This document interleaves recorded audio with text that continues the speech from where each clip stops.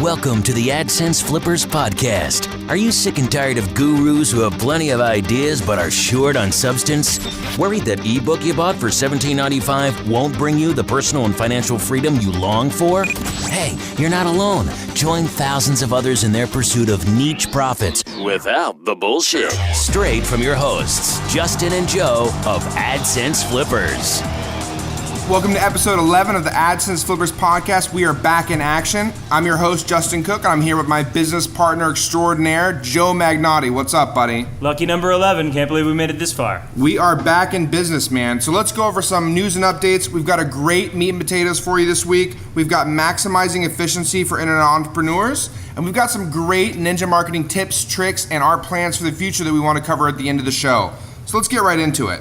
So first up, we've got a new 5-star review on iTunes, man. Pretty stoked about it. It says, I just tuned into you guys. I love what you're doing. I've made each one of your podcasts mandatory work items for my top employees. I currently employ 2 people in Manila, but you make DeVal sound even more cost effective. Well, cost effective it is, man, I can tell you. Yeah, a lot of people have been emailing us about DeVal, so it is a great thing. Thanks for the 5-star review.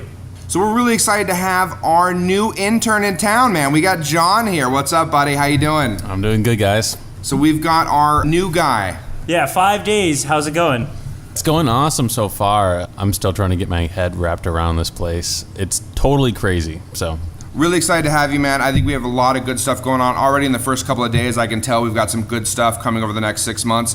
We're going to have a blast getting some shit done. Yeah, I feel it was a great pick. I'm glad to have you here, buddy, and ready to see you get trained and getting going on a lot of stuff. So next up, we've got 15 new sites we put up on our sites page, and we sent out an email. Within 90 minutes, all 15 were gone, dude. I'm so stoked about that. That was crazy, right? Yeah, I mean, I woke up early morning, was ready, had my coffee, and the email went out, and people were buying them so quickly that they were buying duplicate. They were buying them faster than I could mark them sold. Yeah, we had to refund a couple of people. I felt bad about that, but we'll definitely have some sites here again in the near future for them. Speaking of which, we're gonna have a flipper auction. By the time this goes live, we should have a flipper auction up and running. It'll be a bunch of mini sites, and we'll have a link to that in the show notes so you can check out our flipper auction as it's going on. Yeah, we'll probably put 20, 25 sites together, making about $100 a month. So it'd be a great starter package if you're looking for that kind of passive income. Last bit of news for us, we've been hiring here in DeVal. We're looking for people. We're scouring for people on the job boards and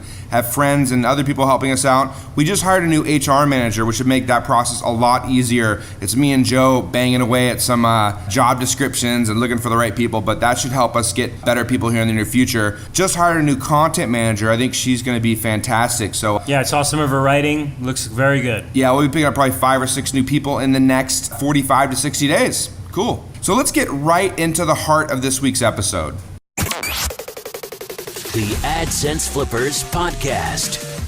The heart of this week's episode is all about maximizing efficiency for internet entrepreneurs. Not internet wantrepreneurs, not people that are doing busy work and not really getting shit done. We're talking about people that are actually accomplishing things but don't have enough hours in their day to get to everything that they want to do. And this is typical if you have a regular job, if you have other responsibilities, children, wives, that type of thing, right? Right, you need to maximize your time. Whatever little time you have available, whether that's weekends or nights, the few hours a day that you're working on these side efforts need to be maximized. Yeah, if I've got an 8 or 10 hour day and I'm working all day, I have a little bit of time in the afternoon or evenings or maybe early mornings to get stuff done. I have to be really effective during that time.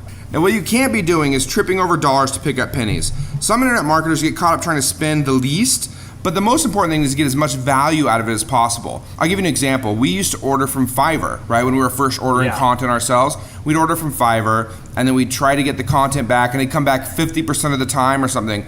And it was cheap. It was really cheap secondary content that we were ordering from Fiverr. The problem was our time. So we'd spend a lot of time trying to track people down, track writers down, edit the content that wasn't good enough. And honestly, we'd have been better off paying double from another source or moving our agents into that position where their time is less expensive. Yeah, and our time would have been better spent measuring and finding out if adding content to sites was a worthwhile campaign.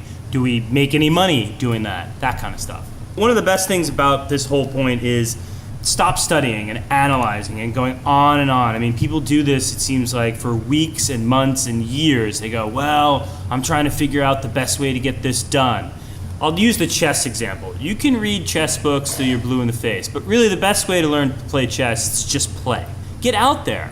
Build some sites, do some stuff. You'll fail some, but you'll learn from that too. Yeah, I talked about this a little bit in our last blog post. Basically, there's a getting it done window, right? Where you've made sure the idea is viable, it's making sense, and you've learned enough to get the first few steps done. That's your shot. That's your window of opportunity. If you pass that up, you're going to start reading conflicting information. You're going to start hearing from one side and the other side how it's a bad idea, and you may bail out. Yeah, and not only that, I mean, you could read the best proposal, the best process overview, and find out when it comes to the way you do it a little differently, or maybe things have changed since that process was written and you need to adjust and adapt. And if you don't actually get in the trenches and do it, it's going to be impossible to really figure it out. Well, another thing too, Joe, is you have to get used to fucking up, right? Get used to making mistakes. In fact, embrace the fact that you're making mistakes, because those are the things that are going to teach you what next step to take, right? They're all learning experiences. They're going to show you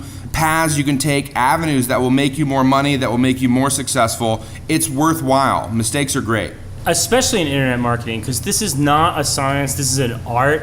You have to do it again and again, over and over, screw things up, and then figure out the best way for you. So our first main point of 3 points is project versus task-based management. Now, the most important thing to do when you're starting out is to make sure you're doing it yourself first. After you've done it a few times, you've really got the process down and understand it, then you can get into assigning specific tasks to a VA.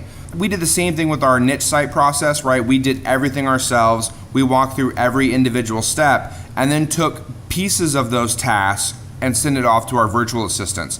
That's the best way to do it. You can't automatically jump from a doing it yourself to a project-based management style. Yeah, and this efficiency was really learned from the outsourcing business that we have, where we found most of the success was done through managers that knew how to do it themselves. I got an email just the other day, someone asking about, can't I just send these sites over to a VA, tell them I want them to improve them on the first page, I want to move them up in the rankings. Can't I just have someone figure that out for me?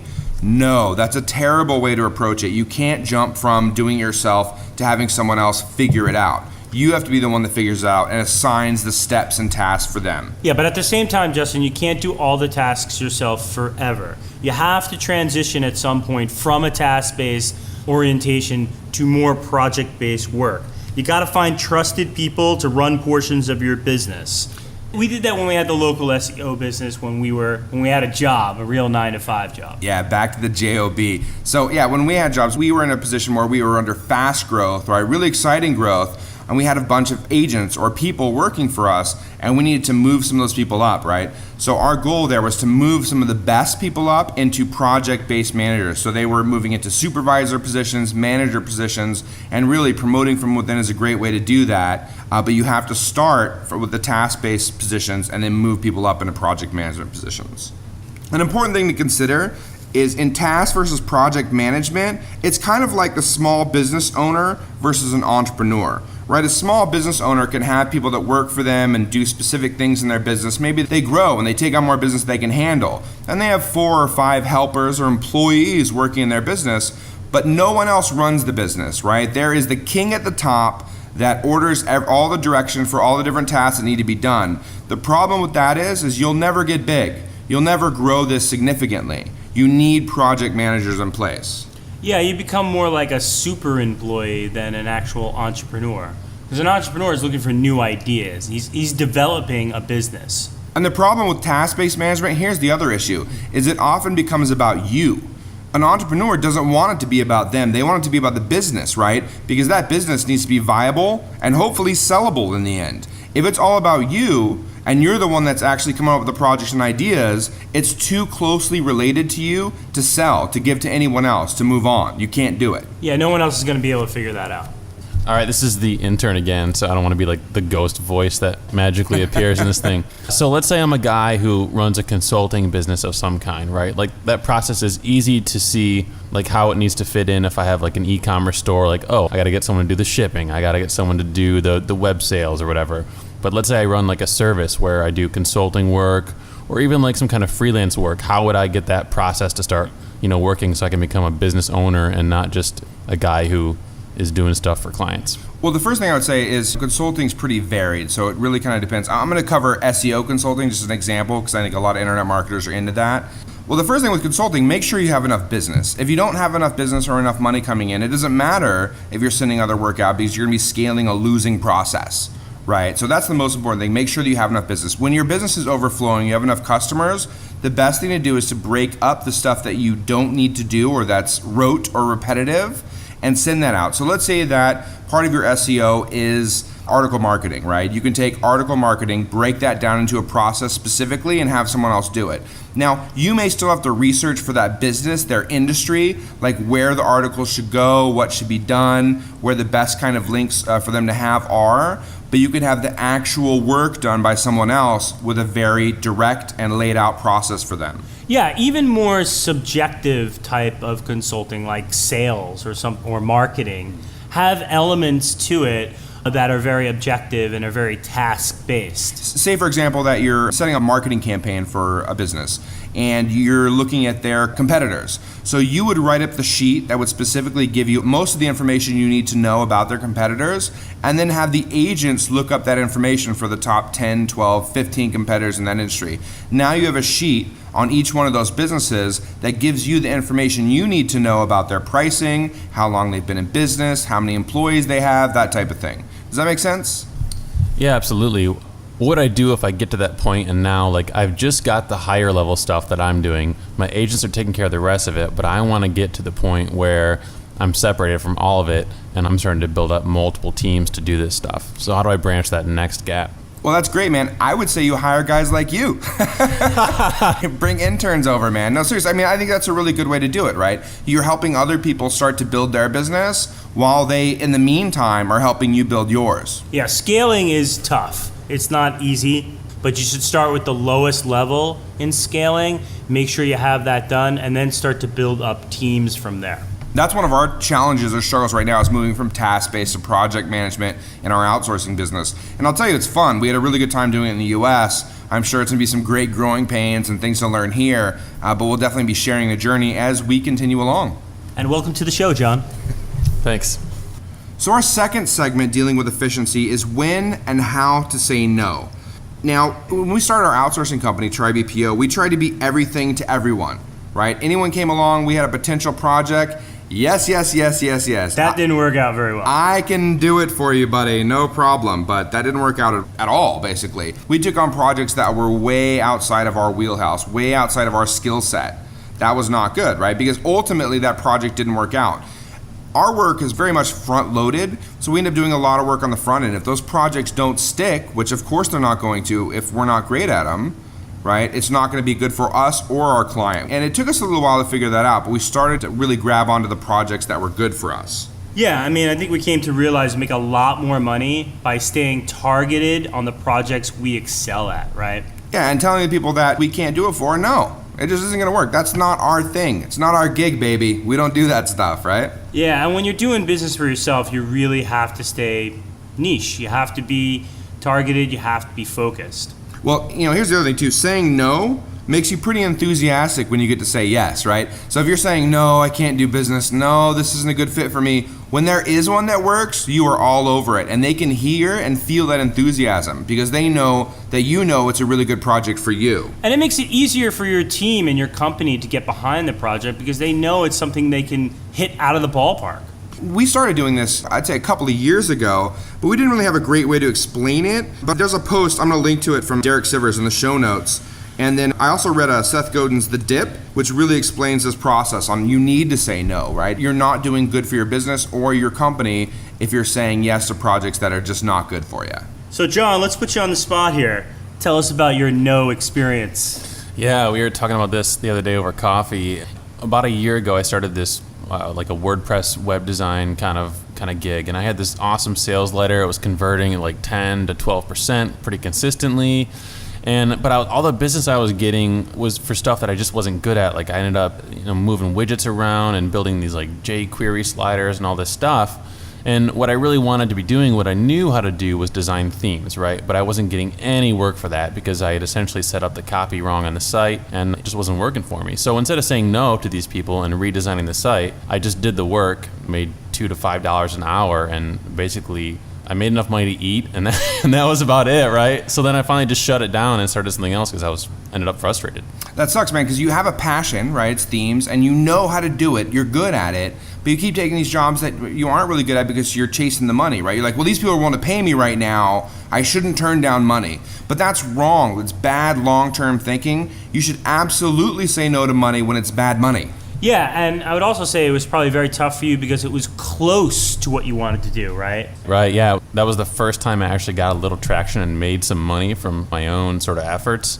And so that was inspiring and invigorating, but yeah. You got to find a way to take close projects, things that are the maybe knows, and either find a partner, maybe not a partner, but a related company, a company that does those things well, who doesn't want to do what you do well and will hand you back the business. So therefore, you can have this trade-off, and customers will be happy, and you'll be happier. Yeah, if you can point people that are a good fit for them that can actually do that project well, if you can point them to those people, they're going to love you for it, right? They're going to come back to you when they do have something that does fit in your wheelhouse, that is a good project for you, and they're going to love the fact that you respected them enough to send them to the right person. I want to talk really quick about how to say no, right? When you're telling someone that you don't want to do a project, you don't want to burn a bridge, right? You don't want to just send them away and never do business with them again. Yeah, be respectful. Yeah, it's important though to explain to them why you're not the best fit for them, right? They're going to love you for that if you tell them, look, here's why I'm not the best fit, because I'm not the most experienced at this. I have the things I'm great at, and this just isn't one of them, but here's someone who is. That's an effective strategy. That works. Yeah, and that will get you more business, targeted business, successful business in the long run. So our third and final segment on efficiency is all about daily schedule management. Now, I told you before we even did this podcast, man, this is definitely not my favorite subject. Not a good one for you, Justin. I definitely struggle with this, man. I'm easily distracted. I mentioned in a post a while back how I was chasing off, looking up things like famous criminals. I think I tweeted about some gangsters from the 20s the other day. Yeah, man, it's easy for me to get distracted from my daily schedule and off on crazy topics. Now, I think the best way to answer that, or the best way to fix that, is to increase the urgency of what needs to be done. So whether you use project management or you impress on yourself how important it is to get that done, how much money you're leaving on the table if you don't. Or me just yelling at you. Yelling at me, from downstairs, hey man, get your work done. What the hell are you doing? It's so irritating. But yeah, no, you're right. I mean, like basically focusing yourself and really increasing the urgency on the issue helps speed it up. Yeah, you gotta take breaks too, though. And in breaks, when I say breaks, I mean away from the computer breaks, not a 15-minute coffee break where you read the news and do something like that. I mean, take an actual break every day. Go for a walk, or even better, work out. Get some exercise. Get out of the house or the office. Disconnect for a little while. I do this every day for 2-3 hours a day. I missed it today because I wasn't feeling too well, and I tell you, it really helps my productivity. Yeah, foot massage is great too, right? We got the $5 foot massage here in Davao. I love that. Go listen to a podcast, hang out a little bit, just relax for an hour and a half. It's great. Yeah, any sort of physical exercise is good. I'll put a massage in there. I'll check that off as physical. The other thing is to have a short-term list of things to do. I use my email to prioritize this. I have a follow-up folder. We're going to talk a little bit about email tips at the end of the program. But you should have a short list of things that you can accomplish in one day. You take your project management software, something like Basecamp, you break up your projects into milestones, and you break up those milestones into short tasks that can be done on a daily basis so that you can achieve your schedule. I think a lot of people think that when you're making money with AdSense, you've got a good business going on, you're overseas, like you're just laying around in a hammock all day, right? I mean, that's true. That's what everyone thinks. You're just laying around in a hammock, relaxing. You wrote a post about this, AdSense lifestyle, right? And on the top, the first picture was you in a hammock at one of the nice beach resorts here in the Philippines. And then basically the post turns out to be the reality of it is you're stressed out, pulling your hair out of your desk, working crazy 12-hour days, right? Yeah, I mean, it was meant to be a little tongue-in-cheek, but I hope it got the point across that you need a good routine to get things done, especially in the internet marketing business. And routine's boring, But I tell you, it really does help get things done at the end of the day and makes you accomplish your goals. The truth of the matter is, it's just hard work, right? It's just hard work. And you can dream about a 4-hour work week all you like. And Tim Ferriss wrote a great book about it, which I love. But the truth is, you should never be working 4 hours a week, right? You should get better and more efficient at what you're doing so that you can do what you were doing in 40 hours in 4, and then you can fill your 40-hour work week with those 4 hours. Another thing that's really important in the 4-hour work week is batch, right? That's really important. You need to be able to take your emails, for example, and put them together and just blow through them. And we're going to get into in the Ninja Marketing Tips a really great way to do that. Yeah, and it doesn't have to just be emails. It can be any sort of tasks that are similar. There's no reason to switch from one task to another task to another task. Try to do all task A, all task B, all task C before moving on. It'll help you finish things a lot faster. The AdSense Flippers Podcast continues. So moving right along to our Ninja Marketing tips, tricks, and our plans for the future. First thing we want to cover is a service called Boomerang. It's an application that goes along with Gmail. It's fantastic. Allows you to schedule emails, reminds you to get back to people, lets you put messages back in the inbox after a few hours or a few days. I really like put the message back in the inbox bit. I'm testing this out. I just installed it this week. But yeah, this way I don't have to mark the messages follow-up and keep reminding myself. It can actually just, boom, pop up in my inbox after 2 days if they don't reply. Yeah, we're both big email guys, and that's kind of one of the flaws in our strategy, right? Is you send an email back, you reply, but it's something you do want to follow up with, but you don't necessarily put in your follow-up folder. You can never get back to it if they don't actually reply to you. That's off the radar. This is a great way to bring it back on. The first few are free, and then you have to pay for it. So definitely check it out. It's Boomerang. Yeah, another great thing talking about replying to emails is in Gmail, there's a Google app called Reply to All. I certainly suggest you reply to all when talking to people like us. If Justin and I write you, Justin will put me on the CC. Make sure you hit reply to all so that I hear your reply back as well and not just Justin. There's a little bit of debate about this. Like some people say you shouldn't CC. You should CC the least amount of people possible. But at least with me, I really like, especially if they're emailing both of us and we're kind of both responding, really please reply to all. Otherwise it gets really confusing on who's speaking what to whom, and it's a mess. Yeah, Joe will not be happy with you if you don't CC everybody on the whole email. Yeah, he starts screaming at his computer. What the hell? Oh my God, I gotta CC other people now. Sweet Lord. Yeah, I just feel like I miss out on the whole conversation and, nobody gives me the attention that I need. Anyway, moving right along. Poor boy. Another Google Lab that I love is called Multiple Inbox. It basically gives you 3, 4, 5 different little inboxes when you click on inbox in your Gmail. So you could have your inbox open, then you could have a follow-up folder open, and then you could have an important or starred section open. So you always have these emails quickly available, and you can kind of see what's going on right away. Another great tip for you, I just came across this, so it's a bit new to me, but it's called the Email Game. It's emailga.me. I'll put a link to that in the show notes as well. But basically, it's great for people like me. Like, I like to make games out of things. It helps me get through things faster, helps me appreciate it better and just really knock it out. So what I really love about it is that it times how fast you're able to get through your inbox. So if you have 50 emails, it times how fast you can get through. You get a little silly little smiley face telling you how quickly you did it. You get points. You can challenge other people to see who can get inbox faster. And with my latest inbox zero strategy, it's been helpful for me to keep my inbox at zero. All right, so I got one last tip. Most people who are listening to this probably already use Evernote, but if you don't, you gotta use it. Super effective for becoming more efficient. 2 reasons. First of all, you can store everything that you need to remember in there, and so when you go back to look for it, you just type it in the search box, you can find it. So everyone's had a moment where they thought, crap, I ran across this one website, this one book, I don't remember where I put it. It's in Evernote. Yeah, John, I started using Evernote recently. It's really pretty good. I'm new to it too, but I love the fact that it syncs between my mobile phone and desktop and everything else I'm using. So it's something I can definitely go back to and start to take better notes on it after the fact, but just for grabbing it quickly, it's fantastic. Yeah, and the second thing that I think it's really effective for is if you come across something useful while you're in the middle of something else, you can quick clip it to Evernote, save it, and go back to what you're doing instead of getting distracted and then doing something that's off task. Yeah, another note program. I don't use Evernote. I really have to check it out. I use Note Everything, which is a great Android app, and it syncs with Google Docs, which is kind of nice because this way it's available everywhere as well, but through the cloud. Yeah, buddy. I don't know about that shit. We got to bring you over Note. It's kind of lame. I don't know what little crazy programs you're using over there, but we'll bring you on board, man. I swear to God. Well, that wraps up episode 11 from the AdSense Flippers podcast. Hope you appreciate it. Make sure to check us out on Twitter at AdSense Flippers. I'm there on a regular basis. You can check in, check out what we're talking about and what's going on with us. And we'll also link to some cool articles from some other niche marketers that are saying some cool stuff. Good night, everybody. See you next week.